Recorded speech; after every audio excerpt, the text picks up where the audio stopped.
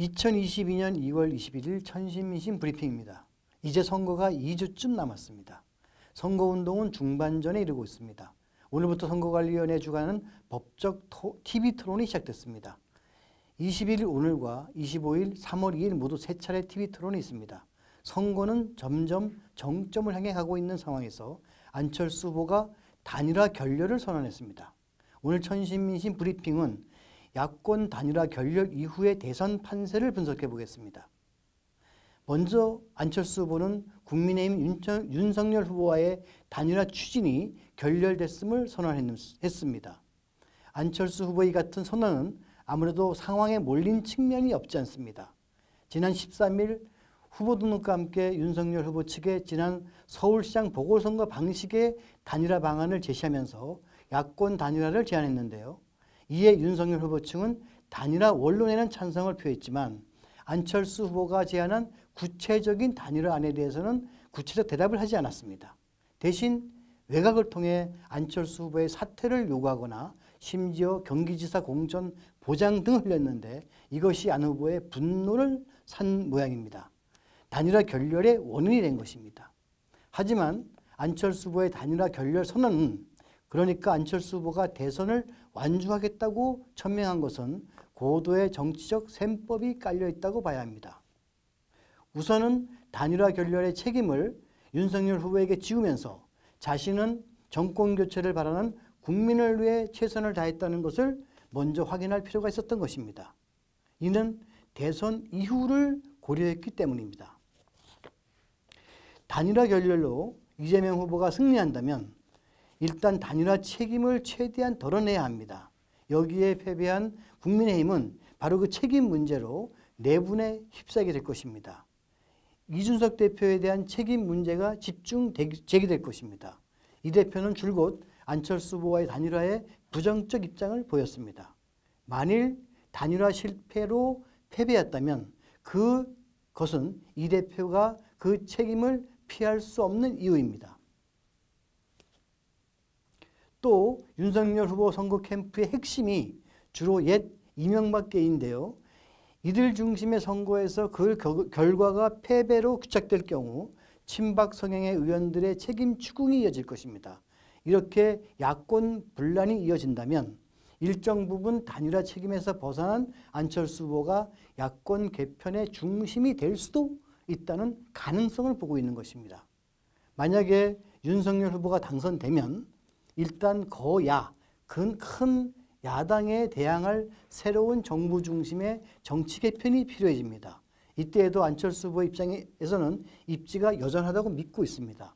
정권 교체가 된 상황에서도 일정한 포지셔닝을 할 수 있다는 것이고 이것을 기반으로 지방선거와 차기 총선에서 재기를 도모할 수 있다는 얘기가 됩니다.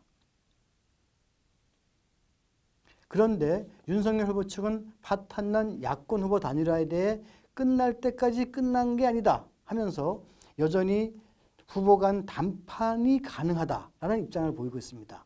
여전히 단일화 불씨가 살아있다는 것입니다.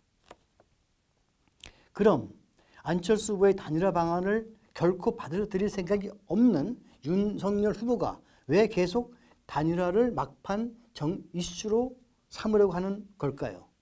그 의도가 무엇일까요? 그렇습니다.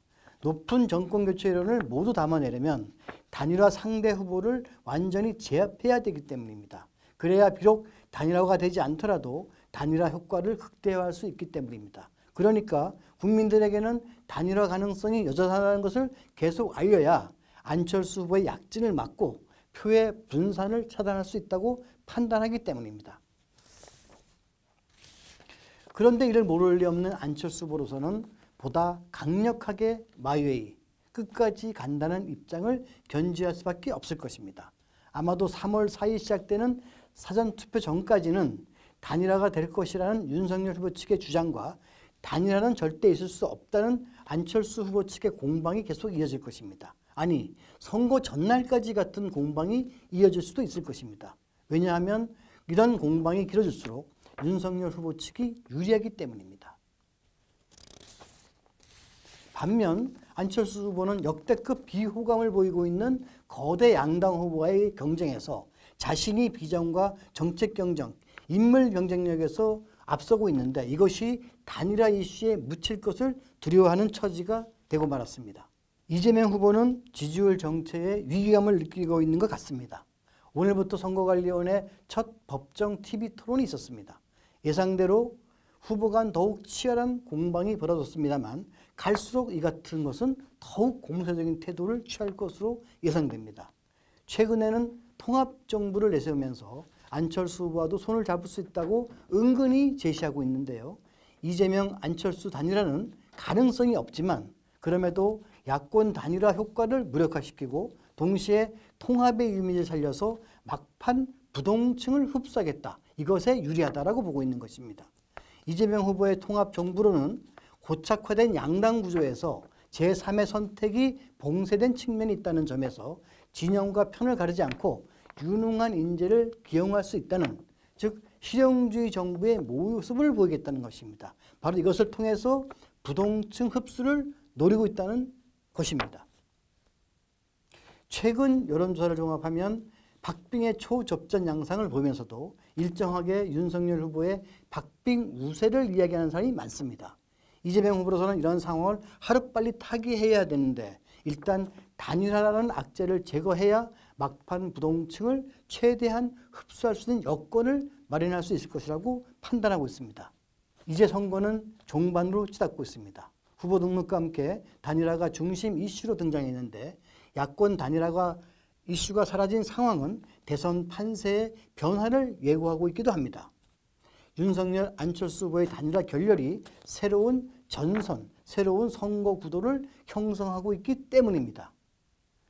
단일화가 무산될 가능성이 높아진 상황에서 정권 교체를 원하는 유권자의 선택지가 어디일지 주목됩니다. 동시에 격변하는 정세 속에서 유권자는 대한민국을 위해 어떤 후보를 대통령으로 선택할지도 주목됩니다. 선거는 이제 2주가량 남았습니다.